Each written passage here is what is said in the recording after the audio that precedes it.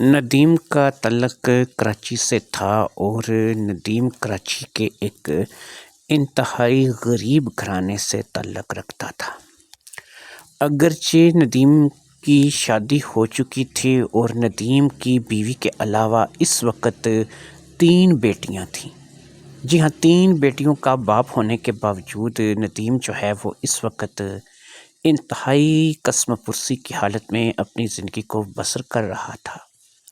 انتہائی نچلی سطح پر اپنی زندگی کو گزارتے ہوئے اس کی یہ خواہش تھی کہ وہ ترقی کرے اور اپنی بچیوں کے لیے، اپنی بیوی کے لیے ایک اچھا مستقبل جو ہے وہ دے کر کے جائے۔ اس کی شادی تو ٹائم پہ ہو گئی تھی، اگرچہ ایک مسئلہ یہ بھی ہے کہ غریب لوگوں کی شادی بہت مشکل سے ہوتی ہے، کیونکہ پیسہ ہوتا نہیں ہے اور اتنے وسائل نہیں ہوتے کہ وہ شادیوں کر سکیں یا شادیوں کے بارے میں سوچ سکیں۔ لیکن یہاں پر یہ ہوا تھا کہ جس کے ساتھ شادی ہوئی تھی وہ بھی کوئی بہت زیادہ مالدار خاتون نہیں تھی۔ اس کے ماں باپ مر چکے تھے اور وہ اپنے گھر میں اکیلی بچ گئی تھی۔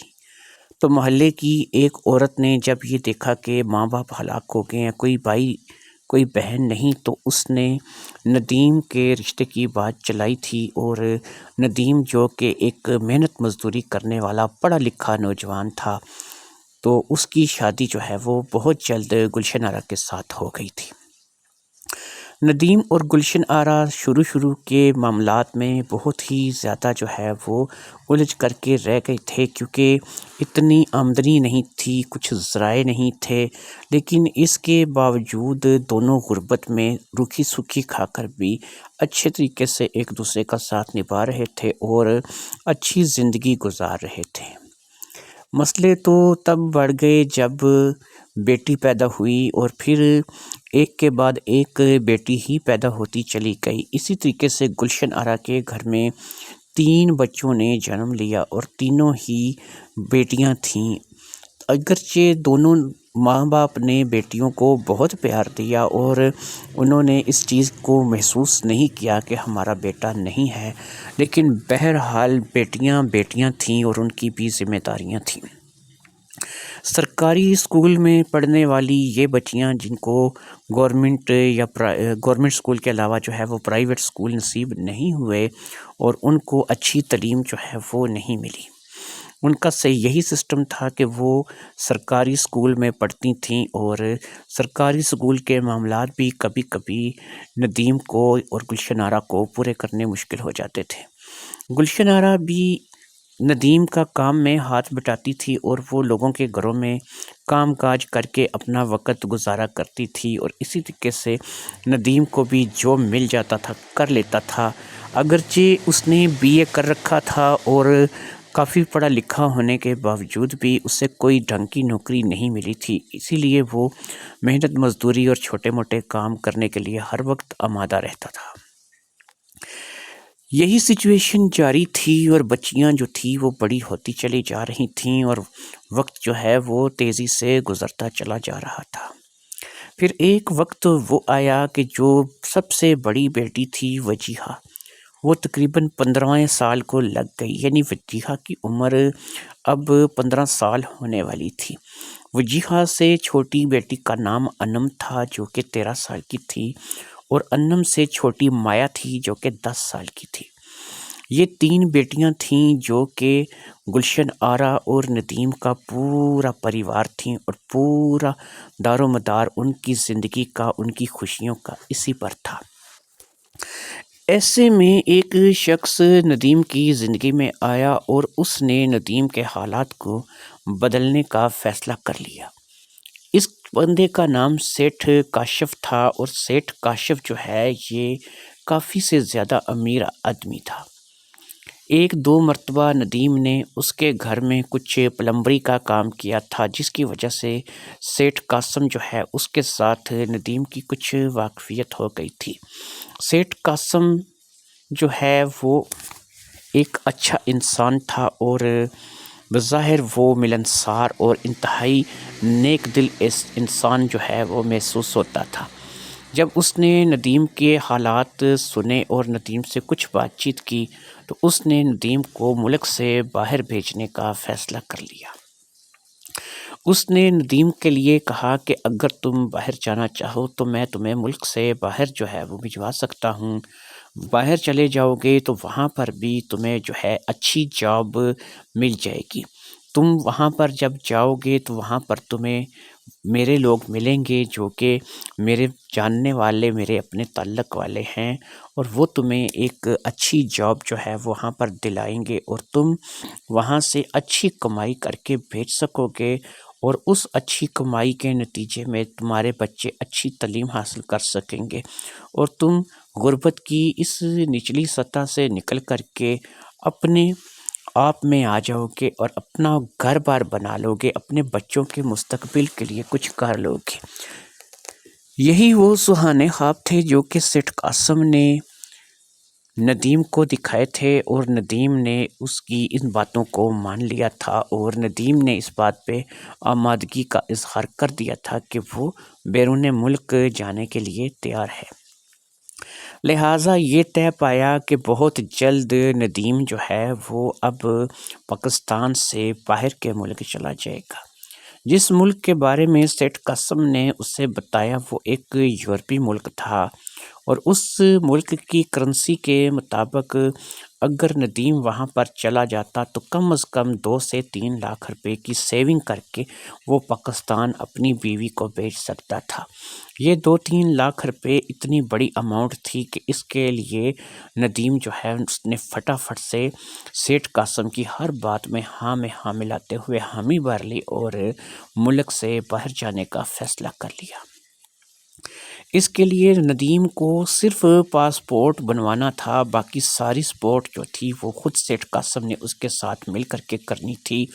لہٰذا ندیم نے اپنا پاسپورٹ ارجنٹ بنوا لیا، اور سیٹھ قاسم نے اپنے سورسز کو استعمال کرتے ہوئے اس کے باہر جانے کا انتظام کر دیا۔ ادھر گلشن آرا کچھ پریشان تھی کیونکہ اس کا شوہر پہلی بار اس سے اتنی دور جا رہا تھا، اور یہی حال تینوں بچیوں کا بھی تھا۔ بچیاں اب چھوٹی نہیں تھیں، پوچھا اور دیکھا جائے تو ایک کے پیچھے ایک بچی جوان تھی۔ تینوں ہی تو جوان تھیں، وجیہہ بھی 15 سال کی تھی، اس کے بعد 13 سال کی انم، اور پھر مایا 10 سال کی تھی۔ ہم مایا کو اگر ہم یہ کہیں کہ وہ بھی بچی تھی تو یہ کہہ سکتے ہیں، لیکن باقی دونوں بچیوں کے بارے میں تو ایسا نہیں کہا جا سکتا تھا۔ لہٰذا اب اس بات کو لے کر کے گلشن آرا پریشان تھی کہ اس کا شوہر جو ہے اسے چھوڑ کر جا رہا تھا، لیکن ندیم نے گلشن آرا کو اس بات کو لے کر کے سمجھایا کہ دیکھو، اگر میں باہر کے ملک نہیں جاؤں گا، اچھی کمائی نہیں کروں گا، ہم اسی طرح کرائے کے گھر میں رہیں گے، اسی طرح ہم لوگ جو ہے وہ اپنے معاملات کو لے کر کے پریشان رہیں گے۔ کل کو بچیاں سیانی ہو جائیں گی اور ان کو اپنے اپنے گھر میں رخصت بھی کرنا ہے، تو جب ہم اپنی بچیوں کو بیاہ کر کے دیں گے تو اس وقت ہمارے پاس اتنا ہونا چاہیے کہ ہمیں اپنی بچیوں کی شادی کرنے میں کسی قسم کی پریشانی کا سامنا نہ کرنا پڑے۔ ان باتوں سے گلشن آرا بھی قائل ہو گئی تھی، کیونکہ پیسہ کسے ضرورت نہیں ہوتا، اور آج کے دور میں تو پیسہ بہت بڑی نعمت ہے، کیونکہ آج کے دور میں جس بندے کے پاس پیسہ ہے اس کی عزت ہے، اور جس بندے کے پاس پیسہ ہے وہی آج کے دور میں کامیاب مانا جاتا ہے۔ لہٰذا سسٹم یہ رہا کہ وہ اس بات کو لے کر کے کہ اپنا شوہر دور جا رہا ہے، لیکن پھر بھی اس نے اس بات پہ صبر کر لیا اور ندیم کو جانے کی اجازت دے دی۔ تینوں بچیاں اتنی چھوٹی نہیں تھیں کہ وہ ان باتوں کو سمجھ نہ سکتیں، لہٰذا انہوں نے بھی اس بات کو سمجھ لیا کہ ان کا باپ ان کے لیے اچھی کمائی کرنے کے لیے ملک سے باہر جا رہا ہے۔ پاسپورٹ بن چکا تھا، اور باقی سیٹھ قاسم کے اپنے جو سورسز تھے ان کے ذریعے سے اس نے مکمل طور پر باہر جانے کا ندیم کا انتظام کر دیا تھا۔ لہٰذا ندیم کے باہر جانے میں اب کوئی رکاوٹ نہیں تھی، اور اس یورپی ملک میں اب اس یورپی ملک کا پیسہ ندیم کو اپنے پاس کھینچ رہا تھا اور وہاں پر ندیم کو بلا رہا تھا۔ لہٰذا ندیم جو ہے اب کبھی بھی جو ہے وہ روانہ ہو سکتا تھا اور کبھی بھی اس ملک میں جا سکتا تھا۔ زیادہ انتظار نہیں کرنا پڑا، اور ندیم کو سیٹھ قاسم کے تعاون سے اس ملک کے لیے جہاز میں بٹھا دیا گیا، اور ندیم اس جہاز میں بیٹھ کر کے اپنی خوابوں کی منزل کی طرف رواں دواں ہو گیا، جہاں پر آگے جا کر اسے نوکری بھی ملنے والی تھی اور آگے جا کر کے وہ لاکھوں روپے میں پیسے کمانے والا تھا، اور اتنے پیسے وہ اپنے گھر بھیجنے والا تھا کہ جس سے وہ بہت جلد غربت کی سطح سے نکل کر کے اپنی ایک اچھی زندگی گزار سکے۔ یہی سوچوں کے ساتھ وہ اس جہاز میں بیٹھا تھا، اور پھر اس جہاز نے اسے اس یورپی ملک میں پہنچا دیا۔ یہاں پر بھی سیٹھ قاسم کے کچھ الیک سلیک والے لوگوں میں سے ایک شخص اس کے لیے کھڑا تھا، جس نے اس کا استقبال کیا اور اس نے اسے اپنے ساتھ چلنے کے لیے کہا۔ سیٹھ قاسم کی بیرون ملک تک اچھی دعا سلام تھی اور بہت سے لوگ اسے جانتے اور مانتے تھے۔ وہ بہت بڑا کاروباری آدمی تھا، لہٰذا یہاں پر جس بندے نے ریسیو کیا وہ ندیم کو لے کر کے ایک فلیٹ میں چلا گیا، جو کہ اس بندے کا خود کا ذاتی فلیٹ تھا، اور اس نے وہیں پر اسے رہنے کے لیے کہا۔ اس نے اس سے یقین دلایا کہ وہ 1 سے 2 دن میں ندیم کے کام کا جو بھی بندوبست کر چکا ہے، کیونکہ آلریڈی سیٹھ قاسم کی ہدایت کے مطابق پہلے سے ہی ندیم کے کام کا بندوبست ہو چکا ہے، اور وہ 1 سے 2 دن میں بس یہ کلیئر کر دے گا اور وہ کام پہ جانے لگے گا۔ اپنے خوابوں کو آنکھوں میں سجائے وہ رات ندیم نے وہاں پر اس فلیٹ میں کاٹی۔ اگرچہ نئی جگہ پر نیند نہیں آ رہی تھی، لیکن اس بات کا سکون تھا کہ اب وہ لاکھوں کمانے لگے گا، اور پھر وہ لاکھوں جو ہیں وہ اس کے بچوں کے کام آئیں گے، اور وہ اپنے بیوی اور بچوں کے لیے اب بہت کچھ کر سکے گا۔ ہر وہ کام کر سکے گا جس کا اس نے اپنی بیوی اور بچوں کے لیے خواب دیکھا تھا۔ لہٰذا وہ سکون کی نیند سو گیا، اور پھر جب وہ صبح بیدار ہوا تو اس نے دیکھا کہ وہ وہاں پر اس کمرے میں موجود نہیں ہے جہاں پر وہ سویا تھا۔ بڑی ہی عجیب صورتحال کا سامنا اسے کرنا پڑ گیا تھا۔ اس نے اس بات کا تصور بھی نہیں کیا تھا کہ جو اس کے ساتھ ہو گیا تھا، اس نے کبھی سوچا بھی نہیں تھا کہ اس کے ساتھ ایسا ہوگا، لیکن بہرحال ہونے کو کون ڈال سکتا ہے، اس کے ساتھ ایسا ہو گیا تھا۔ وہ ایک بہت بڑا حال نما جگہ تھی، ایک ایسی حال نما جگہ جہاں پہ دور دور تک وہ ایک بڑا حال ہی دکھائی دے رہا تھا، اور اس حال کے علاوہ وہاں پر کچھ بھی دکھائی نہیں دے رہا تھا، حتیٰ کہ کوئی سامان نہیں تھا وہاں پر۔ ایک وہ کرسی تھی جس کے اوپر وہ بندھا ہوا بیٹھا تھا، اس کو رسیوں سے اچھی طرح سے جکڑ کر باندھ دیا گیا تھا۔ اس کے ہاتھ پاؤں بالکل ہلنے سے قاصر تھے، اور جس رسی کے ساتھ اسے باندھا گیا تھا، وہ رسی جس کرسی کے ساتھ باندھی ہوئی تھی وہ کرسی لکڑ کی نہیں بلکہ لوہے کی کرسی تھی۔ اس کی نظر کے بالکل سامنے ایسی 3 کرسیاں مزید لگی ہوئی تھیں، لیکن ان کرسیوں پر کوئی بھی شخص موجود نہیں تھا۔ یہ بہت بڑا حال تھا، اور اب اس کی آنکھیں، کیونکہ پہلے اس کی آنکھیں مکمل طور پر کھل نہیں رہی تھیں، اب اس کی آنکھیں صحیح طریقے سے کھلنی شروع ہو گئی تھیں، اور اس نے نظر گھما کر جہاں تک اس کی نظر گئی تھی اس حال کو دیکھا تھا، تو اس سے اس چیز کا احساس ہوا تھا کہ یہاں پر صرف داخلے کے لیے ایک دروازہ ہے، اور وہ بھی اس کی آنکھوں کے بالکل سامنے کی طرف بنا ہوا ہے۔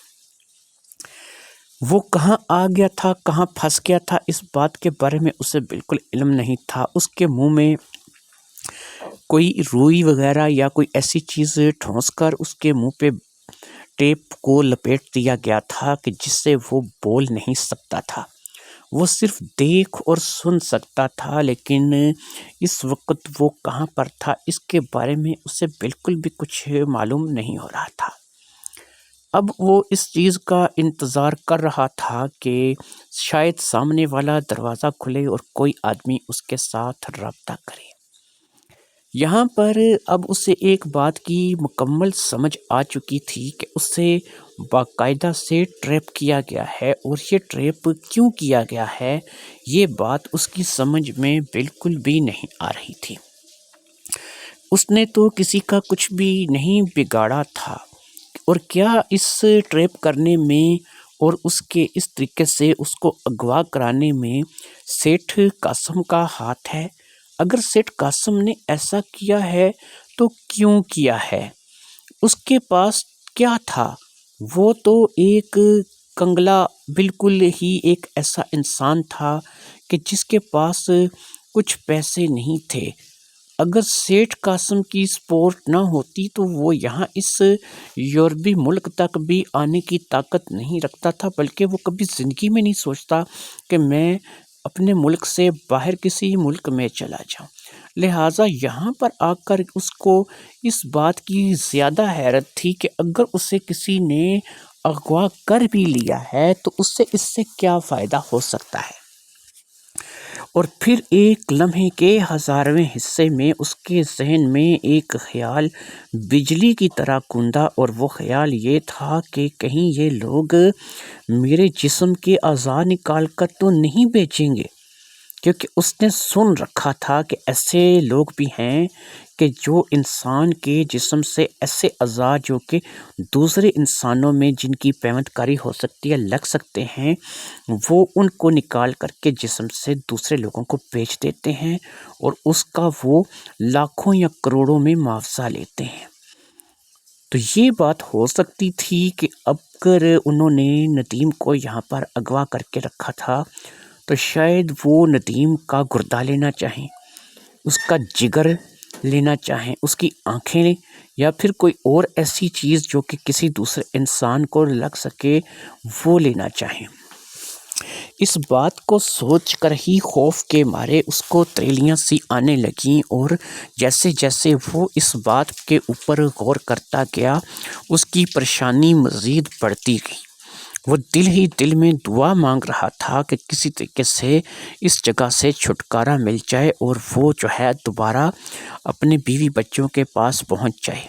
اس نے یہاں کے لاکھوں روپے جو کہ اسے حاصل ہونے والے تھے یا یہاں پہ وہ کمانے والا تھا، دل ہی دل میں ان پر لعنت بھیجی، اور اس بات کو سوچنے لگا کہ روکھی سوکھی کھا کے گزارا تو ہو رہا تھا، اپنی بیوی کے پاس تھا، اپنے بچوں کے پاس تھا، لیکن اب میں کہاں پر پھنس گیا ہوں، مجھے کچھ بھی سمجھ میں نہیں آ رہا ہے۔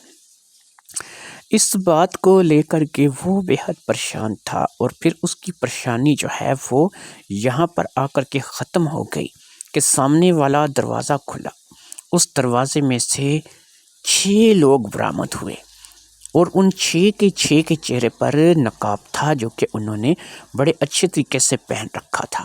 6 کے 6 کا لباس بھی بالکل ایک جیسا تھا، ایک ایسا لباس جو کہ ایک لمبے چوغے کی طرح تھا، ان کے پاؤں تک آ رہا تھا۔ جیسے کہ عربیوں کے لباس بہت لمبے ہوتے ہیں، ان کے پاؤں تک آتے ہیں، لیکن یہ عربیوں والا لباس بہرحال نہیں تھا۔ یہ لباس بڑا عجیب قسم کا تھا جو کہ آگے سے سلیٹی رنگ کا تھا اور پیچھے سے بلیک رنگ کا تھا، اور یہ اسی طریقے کا ایک مخصوص لباس تھا جو کہ سر سے پاؤں تک ان لوگوں نے پہن رکھا تھا۔ وہ 6 کے 6 لوگ آ کر کے ایک جگہ پر کھڑے ہو گئے، 3 ایک سائڈ پر اور 3 لوگ دوسرے سائڈ پر۔ انہوں نے کوئی بات جو ہے وہ نہیں کی اور بالکل آ کر کے خاموشی سے کھڑے ہو گئے۔ اتنے میں 3 اور لوگ آئے، ان کے چہرے پر نقاب تھے لیکن ان لوگوں نے سوٹ پہن رکھے تھے۔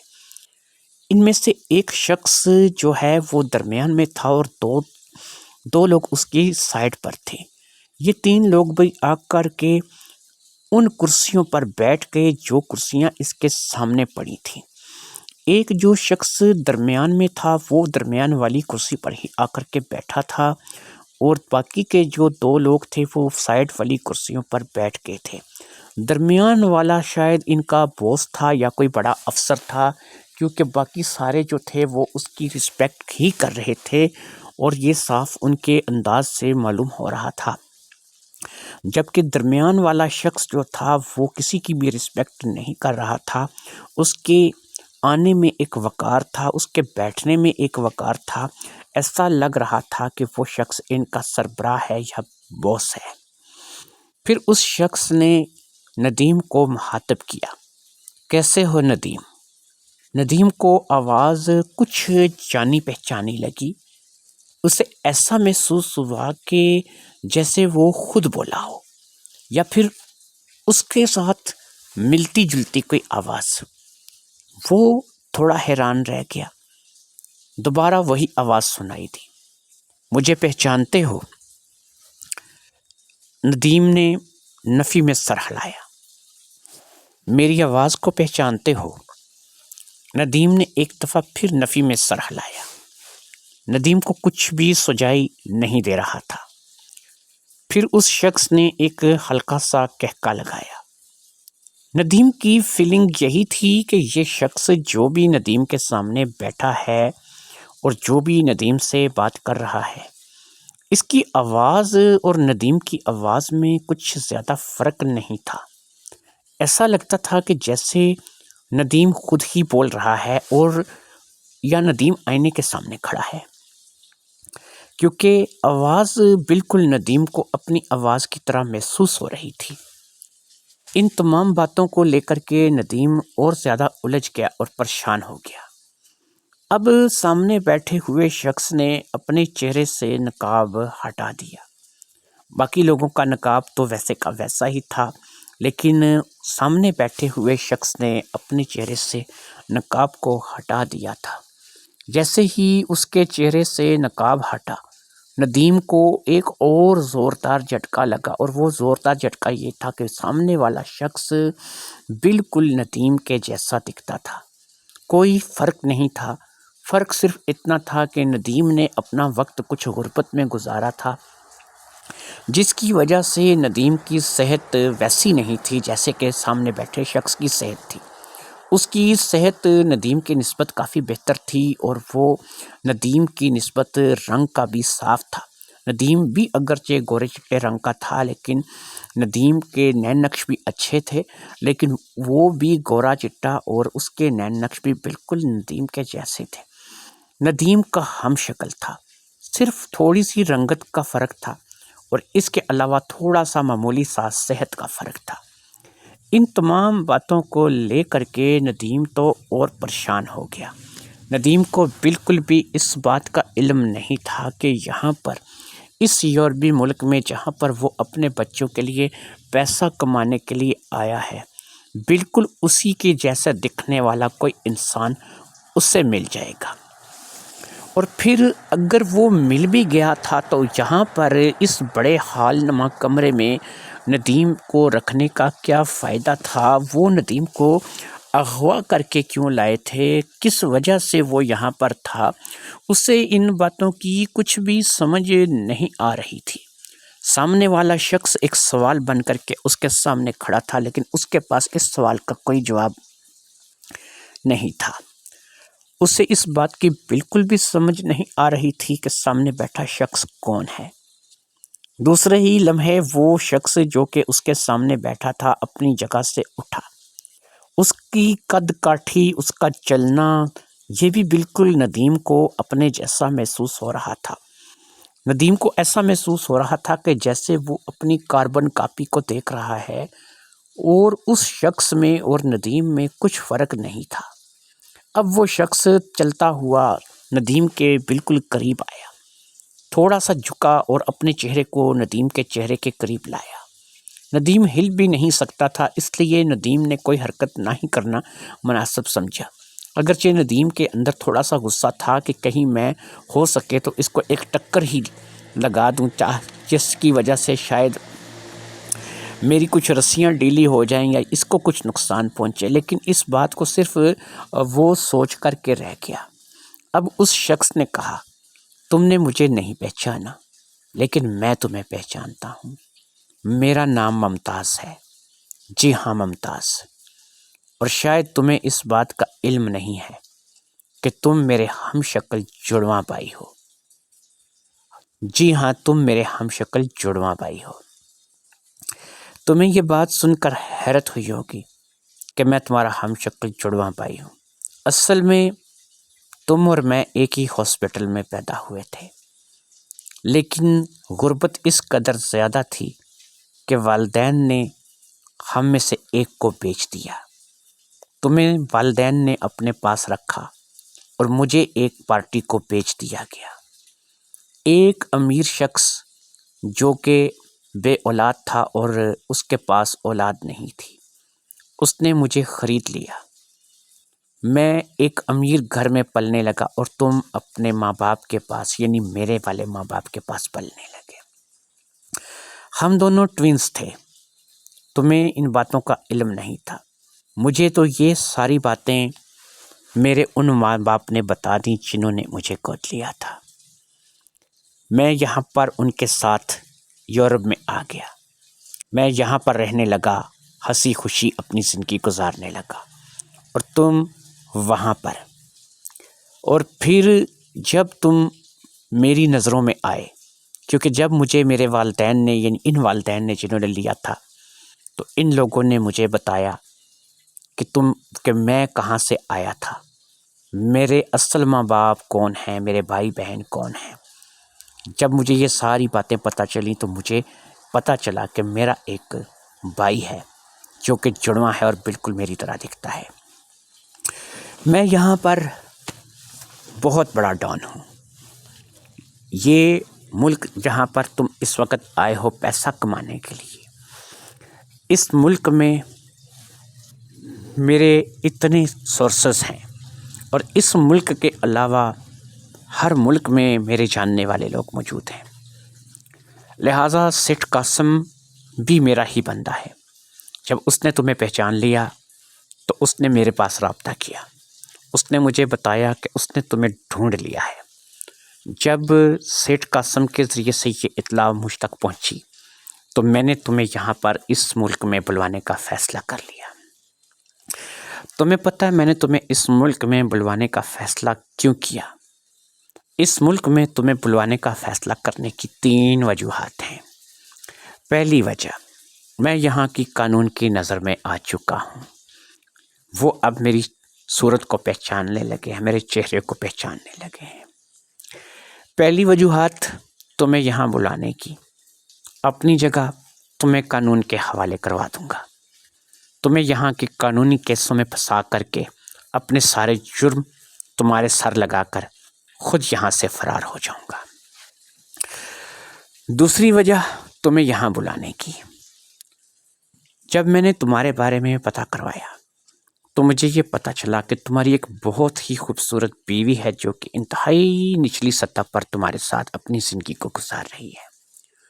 تمہاری 3 بڑی ہی پیاری بیٹیاں ہیں جن کے ساتھ جو ہے وہ تم وہاں پر رہ رہے ہو۔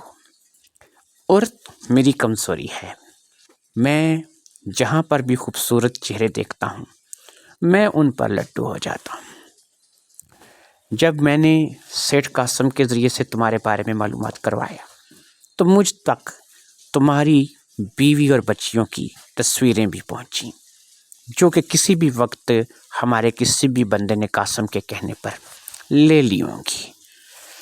جب وہ تصویریں میرے پاس آئیں تو میں تو بھابھی کو دیکھتے ہی عاشق ہو گیا۔ مجھے تو بھابھی کو جب میں نے دیکھا ان تصویروں میں تو میں تو کہا کہ یار یہ عورت، اس قدر حسین عورت کہاں اپنی زندگی برباد کر رہی ہے تم جیسے کے ساتھ۔ لہٰذا میں نے اس بات کا فیصلہ کر لیا کہ میں اسے حاصل کروں گا۔ اور پھر سب سے بڑی بات تو یہ ہے کہ بچیاں بھی بری نہیں ہیں تمہاری، ماں کی کاپی ہیں، اور کچھ تمہارے بھی اثرات ہیں ان میں، دکھنے میں کافی خوبصورت ہیں تمہاری بچیاں بھی۔ تو میرے لیے یہ ایک گولڈن موقع ہے، تمہیں اپنی جگہ قانون کے شکنجے میں پھنسا کر کے یہاں سے نکل جاؤں اور پھر تمہاری بیوی کے پاس جا کر کے ندیم بن کر کے اپنی زندگی کو نئے سرے سے شروع کروں۔ یہ ندیم غریب ندیم نہیں ہوگا، کروڑوں اربوں کا مالک ہوگا، لیکن تمہاری بیوی کے لیے تو ظاہری بات ہے کہ مجھے ایک معمولی انسان کا ہی ناٹک کرنا ہوگا۔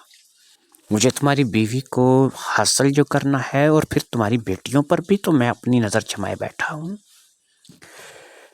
یہ 2 وجوہات ہو گئیں تمہیں یہاں پر بلانے کی، اور اب میں تمہیں تیسری اور آخری وجہ یہاں پہ بلانے کی بتاؤں گا۔ دیکھو بھئی، بات یہ ہے کہ تم وہ شخص کہ جس نے چاہے غربت میں اپنی زندگی گزاری لیکن ماں باپ کا پیار ملا، اور میں وہ شخص کہ جسے بچپن میں ماں باپ نے بیچ دیا اور میں بک کر کے اور لوگوں کے گھر چلا گیا۔ تمہیں پتہ ہے جب مجھے پتہ چلا کہ وہ میرے اصل والدین نہیں ہیں، انہوں نے مجھے خریدا ہے، اور میں جو ہے وہ بک کر ان کے پاس آیا ہوں، تو میں نے ان والدین کے ساتھ کیا سلوک کیا؟ میں نے ان کو مار دیا۔ ہاں، میں نے ان کی زندگی کو ختم کر دیا، اور ایسے طریقے سے کہ کسی کو مجھ پر شک بھی نہ ہوا۔